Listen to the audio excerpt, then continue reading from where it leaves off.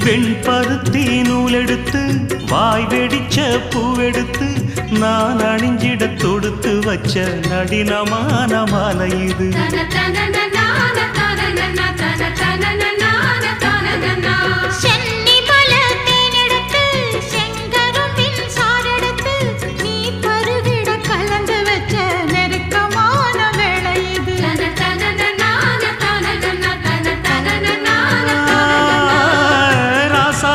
உடம்பிருக்கும் ரவிக்க துணி நானாக அன்னாடம் சூடி கொள்ள ஆசை வச்சாகாதா.